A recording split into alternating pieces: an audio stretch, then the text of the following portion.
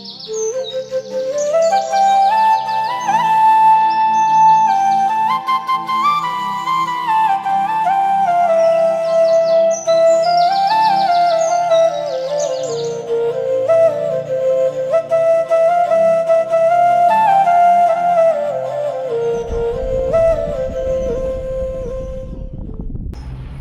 দর্শক, আসসালামু আলাইকুম। সবাইকে এটিএফকে টিভির পক্ষ থেকে জানাই আন্তরিক শুভেচ্ছা অভিনন্দন।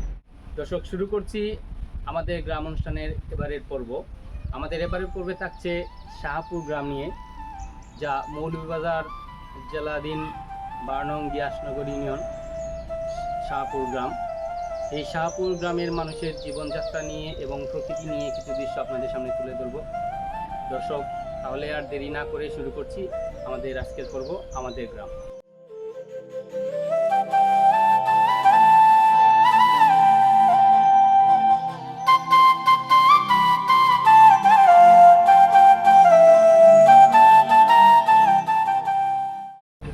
দর্শক, আপনারা দেখছেন আমি এখন দাঁড়িয়ে আছি শাহপুর জামে মসজিদের পাশে।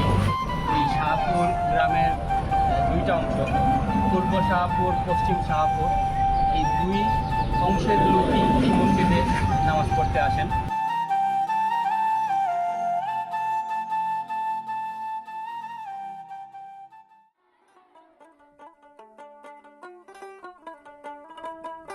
মৌলভীবাজার থেকে এই গ্রামের দূরত্ব প্রায় 17 কিলোমিটার। পুরো গ্রাম জুড়ে প্রায় 200 পরিবার রয়েছে।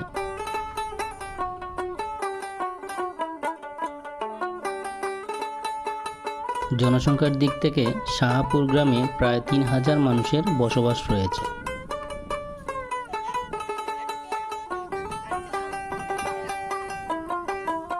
কিছু সংখ্যক মানুষ প্রবাসে থাকলেও সারা গ্রামটা কৃষি উপর নির্ভরশীল। এ গ্রামে প্রধান চাষ ধান, এছাড়াও গম, ভুট্টা, আলু, কচু, শিম ও নানা প্রকার শাকসবজি চাষ করে থাকে।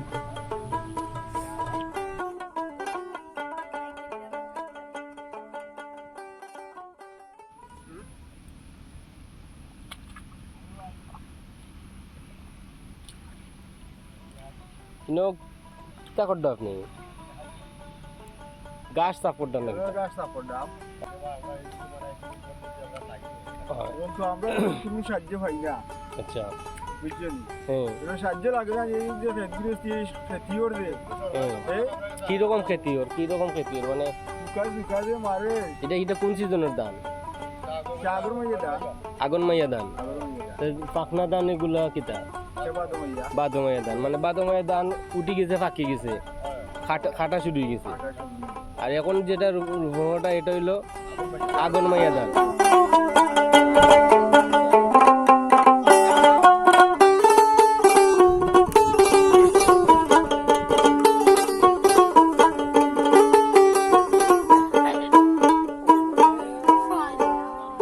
আমাদের দুবছলা দান, এটা হয় বাদ্রমাইয়ার দান।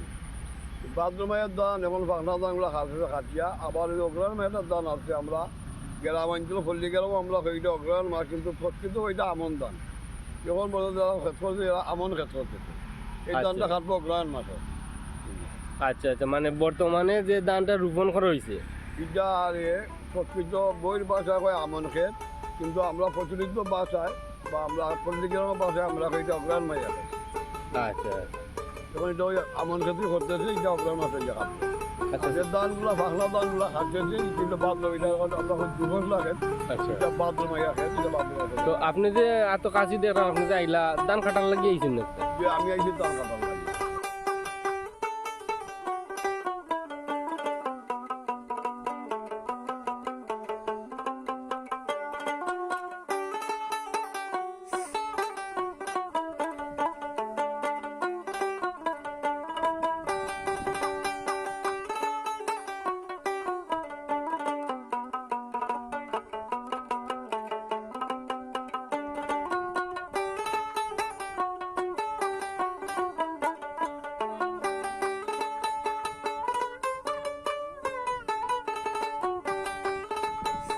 গ্রামের অভ্যন্তরে একটি মাধ্যমিক বিদ্যালয় ও প্রাথমিক বিদ্যালয় রয়েছে। এই বিদ্যালয়টি 1854 সালে স্থাপিত হয়। স্থাপনকালে জমিদাতা মোহাম্মদ ইউনুস, মোহাম্মদ ইউসুফ, মোহাম্মদ আহমদ।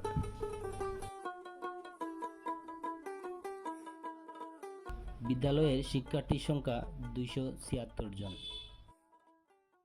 আমি এখানে প্রধান শিক্ষক হিসাবে 2018 সাল থেকে কর্মরত আছি। 276 জন ছাত্রছাত্রী টোটাল, আর কর্মরত শিক্ষক আছেন 7 জন। 8 স্কুলের শিক্ষক, 8টা পোস্ট এখানে, কিন্তু একজন আমরা এখন পাচ্ছি না, তিনি চাকরি ছেড়ে চলে গেছেন, শূন্য পদ রয়েছে। আমাদের আসলে আমরা যে গতানুগতিক যে শিক্ষা পদ্ধতি ছিল, এর থেকে বের হয়ে এসে সরকার এই যে শিক্ষানীতি চালু করেছেন, এটাতে থেকে দেখা গেছে যদিও পরীক্ষা ভীতিটা হয়তো আমরা চেষ্টা করছি দূর করতে, কিন্তু সেটা নিয়ে তেমন একটা সফল হয়েছি বলে মনে হচ্ছে না। কারণ অটো প্রমোশন পেয়ে পাশ করছে এবং সে পরীক্ষা না দিয়ে পাশ করার একটা সিস্টেম চালু হয়ে গেছে। সবাই এখন মনে করে যে পরীক্ষা না হলেই কিচ্ছু না, কিন্তু আসলে মূল্যায়ন যাচাই করার জন্য আমাদের অন্য আদারওয়াইজ অন্য একটা পন্থা অবলম্বন করতে হবে। বিশেষ করে আমি সবসময় মনে করতাম এটা একটা যুগোপযোগী সিদ্ধান্ত, কিন্তু লেখাপড়ারও অনেক দরকার আছে।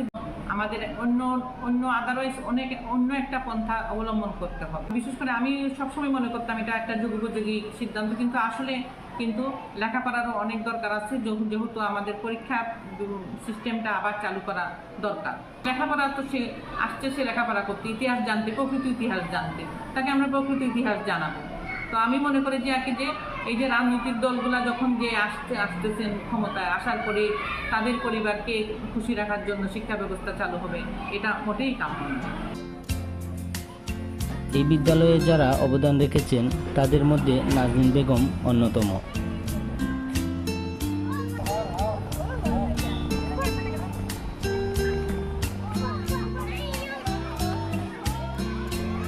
এই বিদ্যালয় থেকে শিক্ষার্থীরা জ্ঞান অর্জন করে বিশ্বের বিভিন্ন স্থানে আজ প্রতিষ্ঠিত।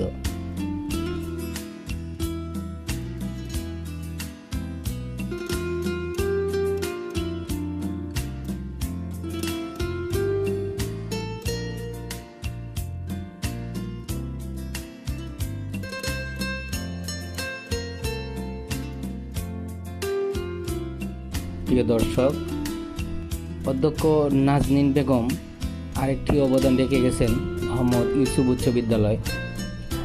তিনি ছিলেন এই বিদ্যালয়ের প্রতিষ্ঠাতা ও জমিদাতা।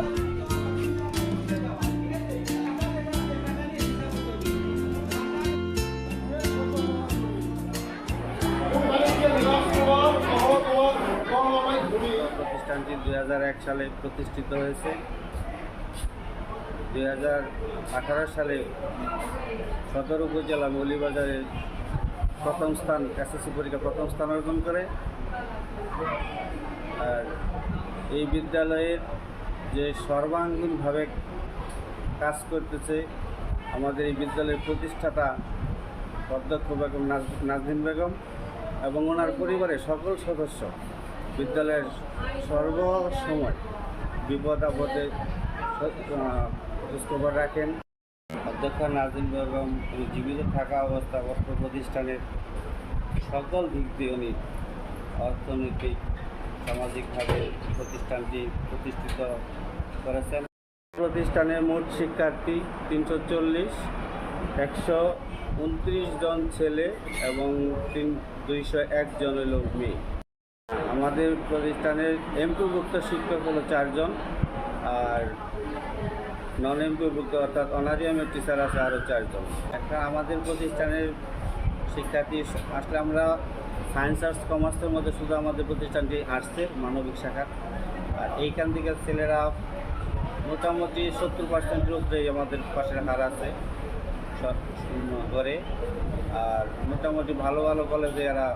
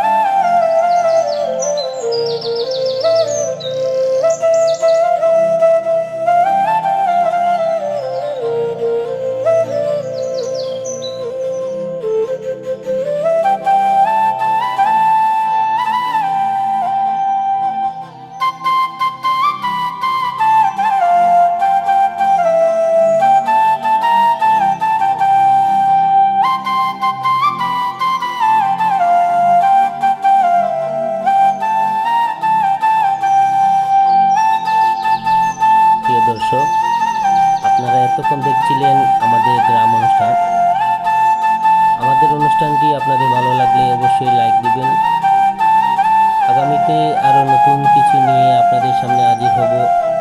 এই পর্যন্ত ভালো থাকুন, সুস্থ থাকুন, টিএফকে টিভির সাথে থাকুন। ধন্যবাদ সবাইকে। আল্লাহ হাফেজ।